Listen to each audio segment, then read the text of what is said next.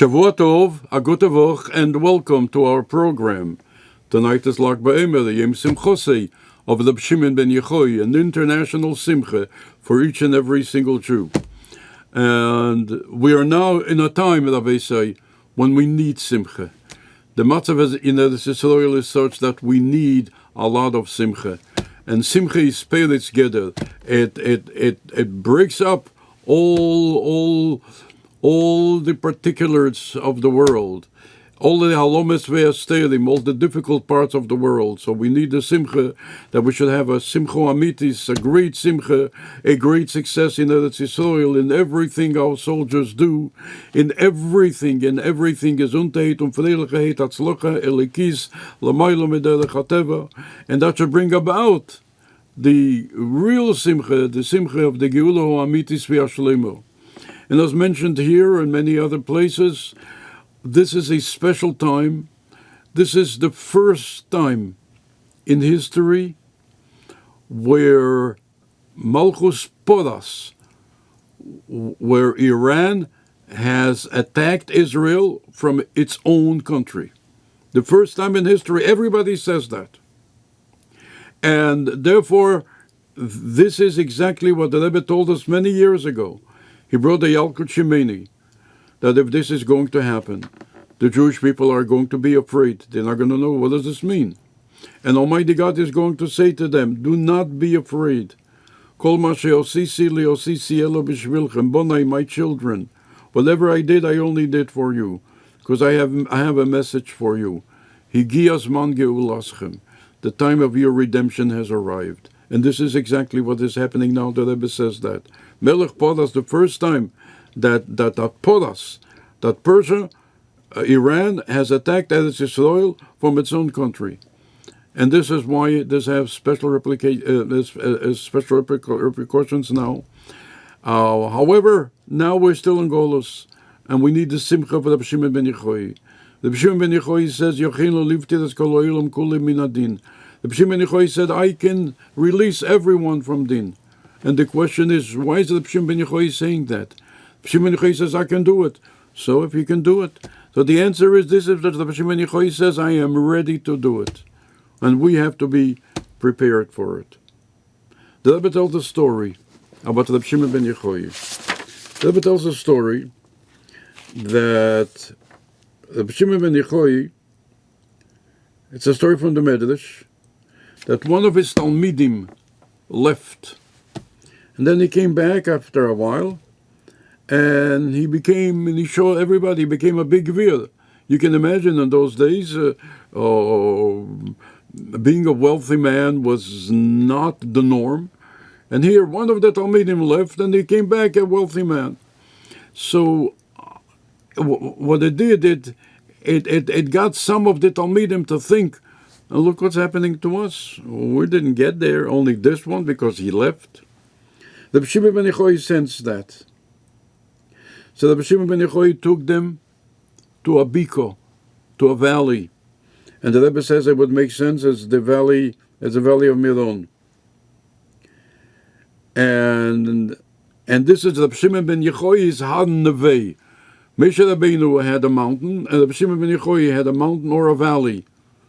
And Moshe Rabbeinu was Hadn Nevei, the mountain of the Vei, and the Shimon ben Yochai's mountain is the mountain in the valley of Miron. So the Rebbe says it makes sense that he took them to the valley of Miron. And then he said, Biko, Hismal'i bin dinari zohov, which means, O valley, become full with golden coins. And all of a sudden they did. All of a sudden the valley started becoming full with golden coins. And Rabbi Shimon ben Yochai said to the Talmidim, you can take as many coins as you want. But remember one thing, you are taking your part in the world to come. Well, guess what? Not even one Talmid took one single coin. This is the story. What happened to those coins? It was not known that anybody who was ever leader in the valley of Miron was able to find a coin. Simply, they were taken back by God. So the Rebbe asks the question, the obvious question, that there's a bigger thing. Because there's a story with Rabbi Shimon ben Chalafte, and a Meire that lived generations after Rabbi Shimon ben Yochai. He was a very poor man, and he didn't have for Shabbos. And he was mispallel that he should have enough money for Shabbos. And they gave him from the heavens a diamond. And he sold a diamond, and he had enough for Shabbos. His wife, smart woman that she was, she said to him, "What's this? All of a sudden, my husband, you have so much money. Now you have money for challah and for gefilte fish and for meat for Shabbos. What happened here?" So until he had to tell him. So they told him the story. So she said she doesn't agree. Why? Because in the world to come, it will be shulchan choser v'shulchan chaveirach moli. She said to him, "Yes, you got a diamond, but you know what this means. In the world to come, the table of your friends is going to be full, because they haven't taken any reward. Your table is going to be missing. It's going to be one thing, choser." And she says, "I don't agree." He listened to his wife. He went back to the field, and he prayed, and they took back the diamond. And then the Medrash says, Rabbi Seinu Omeru, our sages said, that the second ness was bigger than the first ness. The second ness that they took back the diamond was bigger than they gave the diamond. And the Rebbe, why? Because Mishamayim Mehavi Yahavi Mishkal Shakli. And as the Gemara in Tainus, the Rebbe brings it Medalef. From the heavens they give, but they don't take. Here they took. So that was a bigger miracle. That's the story. Says the Rebbe, if that's the case, there was a bigger miracle with Rabbi Shimon ben Yochai. That Almighty God took those dinari zahav back. We don't find that they remained here. So how come that's not recorded? That's the Rebbe's question. We will return to that in a moment, and I thank you for your patience. But first, our customary story. I told you a story last week of a wonderful, wonderful individual who, for this Siyum Rambam, got $2 of the Rebbe, and he auctioned and he raffled them off, one for men, one for women. It was his own idea, and he did it. He did it before, and this year he did $2 and so on. I'm sure he will do more. Im Yotze Hashem. So I told you the story he told me last week about the dollar. What happened with the dollar that he raffled off and he gave it to a man? Now what happened to the dollar that he gave to a woman? So this is the story he told me. That when he gave her the dollar, she told him a story. She said the way it happened was Beiziyah, Friday Beiziyah. She got a call from her sister.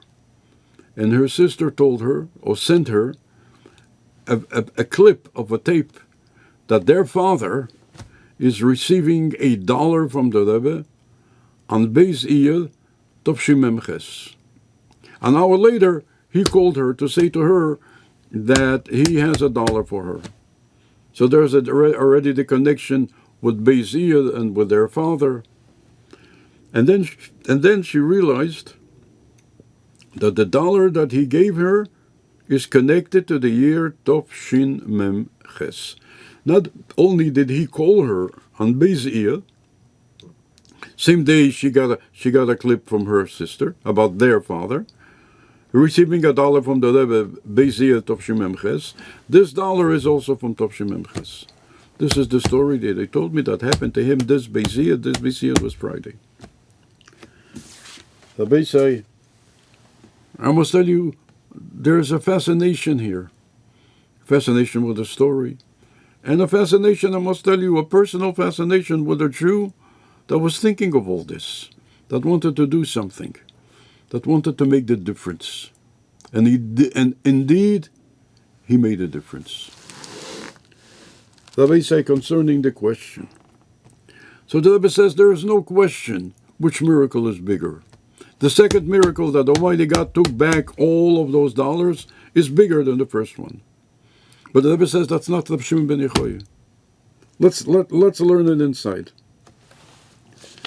Rabbi Shimon ben Yechoya was able to be mamshich everything through Torah. Rabbi Shimon ben Yechoya didn't have to work hard to do that. That's what he wanted. He said a pasuk in Tehillim, he said Torah, and there was rain when you needed. He was able to get everything. His thing is to bring down, is to download, to give. Let's learn it inside.